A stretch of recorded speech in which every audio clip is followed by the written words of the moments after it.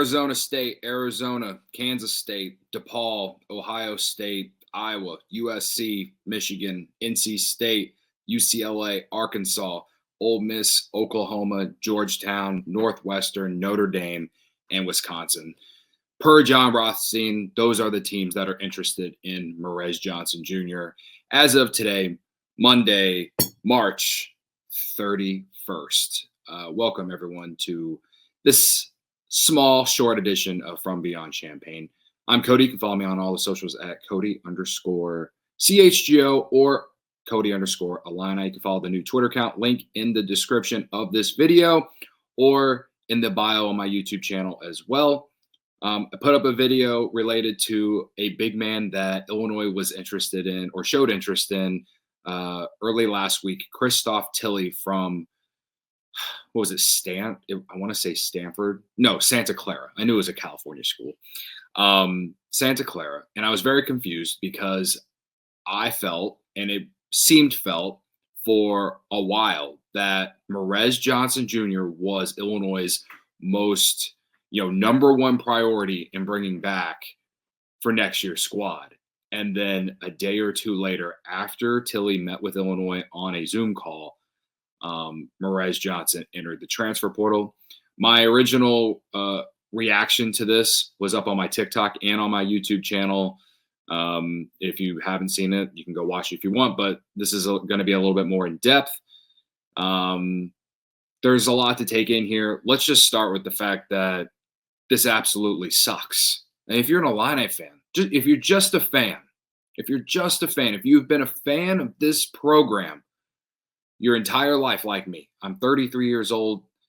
I guess I haven't been a fan my entire life. I really didn't get into the team until they went to the Final Four, the year they went to the Final Four in 2004, 2005. I was 14 years old then, all right? So I consider it my entire life. But if you've been a fan of this program for, 2+ decades, if you've been a fan of this program for 2+ decades, college basketball has just changed so much from when I first got into it. And the transfer portal, NIL, is playing a big part in that. That's one side of the spectrum. Another side of the spectrum is, how much do I put on the Illinois coaching staff for not making sure this is avoided? If you're watching this now, you've probably seen all the things that have come out to this, because this came out, Thursday, Friday-ish? Maybe it was Saturday. I think Trey White came out Saturday. There's going to be a separate video on Trey White, but this news is 3-4 days old now, right? For me, I don't really know what to do, or what to think. But I do know, after 5 or 6 hours of letting this soak into my soul, I guess, that I just got Adam Miller vibes again. Morez Johnson was committed to Illinois, since his sophomore year of high school? He had been committed to Illinois for 4 years before coming here, something like that. He's from Chicago. It's Adam Miller all over again. I believe he was a Tim Anderson guy. Maybe that has something to do with it. Does Tim Anderson have another job lined up somewhere? Is one of those schools that I mentioned, is he going there? All I know is that, of the list, the schools that will absolutely destroy me if he chooses to go to one of them is Iowa, Michigan, Northwestern, Wisconsin, and I guess even DePaul, since it's a Chicago school. If you lose Morez Johnson to any of those schools, especially Northwestern, it's going to be a really bad look. And if this wasn't a normal thing for this program, with just how you come in, you leave, you come in, you leave, on it feels like since the Io DeSumo years have ended, that's what it feels like. How do I not look at this coaching staff and just say, like, can we go a different route? Can we just be transfer portal kings? I like the fact that Brad went young this year, right? Because the year before they went really old, and in the year before that they just were all over the transfer portal. So for 2 consecutive years they were all over the transfer portal, and it felt like they were just kind of avoiding the whole trying to grow, develop guys. So I like the fact that they went young this year, despite the results that we got. I always thought going into this past season that, maybe 25, 26 is a year that maybe we could really think about making a really deep run if we get some guys to return. We knew that Kasparas and Will Riley most likely go into the draft. Still don't know for sure, but it's most likely what's going to happen, right? But you have Morez Johnson, and he'd been committed to you for a long time.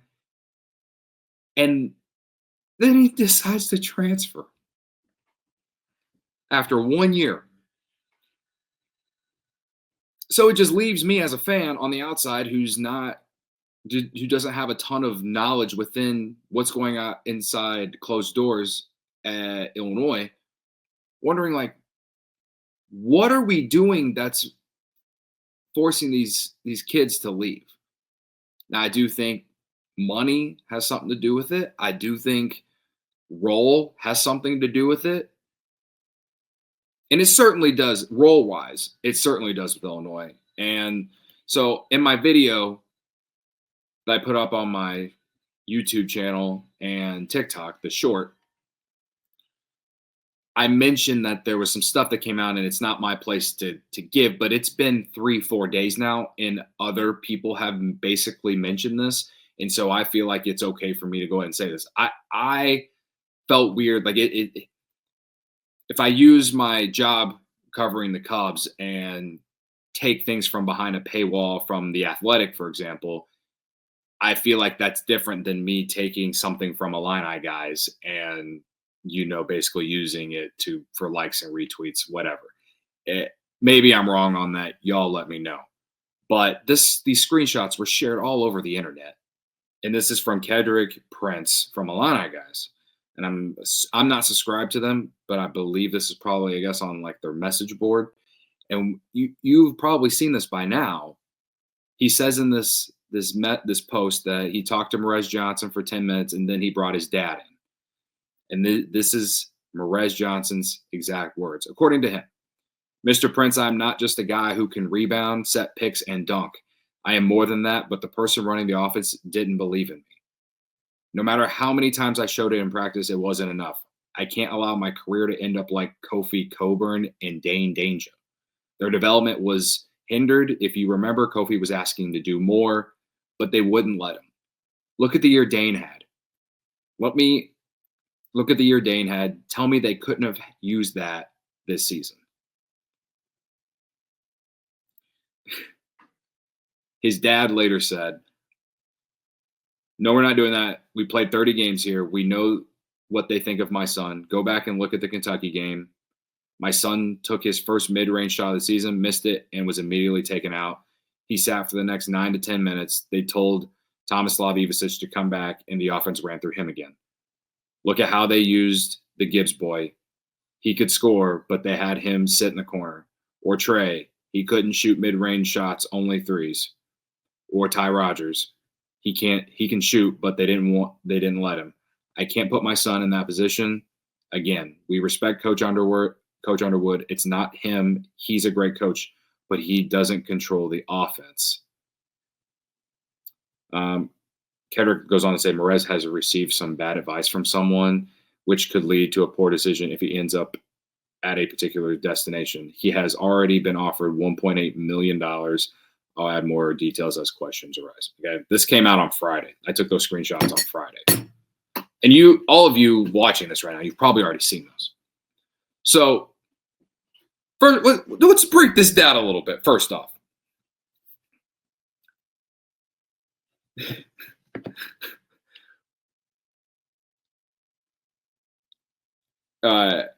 sorry.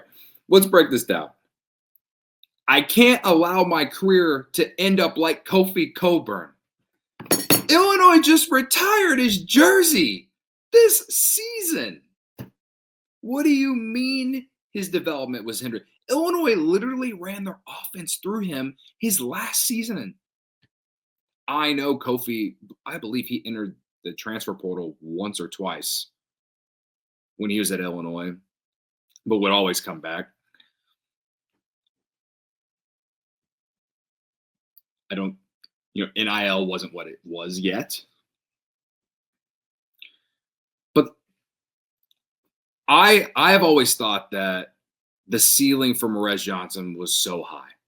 And unless there was some form of a conversation with the coaching staff and Morez before having this conversation with Kedrick Prince, that he wasn't going to have more of a role on the offensive side of the basketball in 2025, 2026, then I don't know what they're thinking. That thought alone, saying that he didn't want to end up like Kofi Cockburn. Dane Danger became an Illini legend through what he did the season before. Did he have more reign offensively this year with Memphis? Absolutely. And Dre Gibbs-Lawhorn, he had a really great stretch this year in January and going into February. What happened the last 8 games? I don't know. Do I think that Illinois shoots too many threes sometimes? Perhaps. Analytically, that's what they want them to do. It's just all very confusing. And like Kedrick says in his post himself, I agree. It does feel like some bad advice from what looks like his dad. And didn't the same thing happen with Adam Miller and his family too? And Adam Miller, not that I wanted him to go on and fail, goes to LSU, tears the ACL, ends up transferring, goes to Arizona State this year. He's never lived up to went to Arizona State, not this year, but the year before, whatever. Been there a few years. He never lived up to the potential that we all thought he had after his freshman year. Illinois was going to give Adam Miller the keys to the car, to be the guy, to be the go-to guy after Ayo Dosunmu went into the draft. I feel like Morez Johnson was definitely set up to have a much larger role in 2025, 2026. And that's my biggest takeaway from this. This just feels like Adam Miller all over again, man. This just feels like Adam Miller all over again, and I'm so disappointed. I'm not going to root against Morez Johnson. The kid is, 18, 19 years old. It sounds like he's listening to his family. If I was in the position, I don't know what I would have done. So I can't necessarily judge.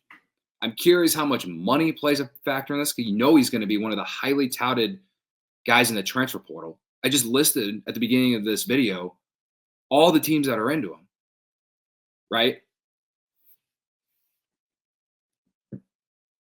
Unless Illinois told Morez Johnson specifically that, hey, this is how we see you and this is how we're going to continue to use you, I don't know why Morez Johnson would want to leave. So I'm pinning this mostly on family getting in his ear, and perhaps could lead to making a bad decision down the road. I hope not, because I think he can be a great college basketball player. I really do. He could be a star at this level, and he can be a potential NBA player down the road.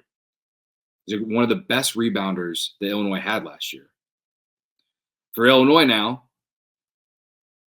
because it's highly unlikely he's coming back, now you have to replace what he did. And will Christoph Tilley be that guy? I don't know. So this video specifically is just kind of my 2 cents on the entire situation. Let me know what you think. It's been a few days for everyone to kind of digest this, but this one hurts. This and Adam Miller hurts. And again, I'm not rooting for the kid to go on and completely fail, and we look back at it in hindsight and say, Illinois was right, or that's just not how I'm choosing to do this, because these are freaking teenage, young adult athletes that, They once played at Illinois, and I unless they do something or say something that leads me to believe that they're thinking more about things kind of like Brandon Podsminski. As much as I, didn't blame him for being upset because that Brad Underwood wouldn't play him, he went on and on about it. And it gets to some point where I'm kind of like, all right, dude, like we get it, man. Brad didn't play you. You left and you went on and proved everyone wrong. All right. We get it. So if it's anything like that, I might have a little disdain. I'll be rooting for him, but I just hope it's not at a Big Ten school. That's all I can say. But on the flip side, Illinois has a lot of work to do now. And when you talk about continuity, when you talk about what, how this roster is going to be built for 2025, 2026, I have a lot more concern than I did a week and a half ago. All right. Make sure you like, subscribe to the YouTube channel and all that. I appreciate y'all for tuning in. Follow the new Twitter account, link in the description. And I'll be posting a lot more Illini content here over the next day and a half or so. Appreciate y'all support, and ILL.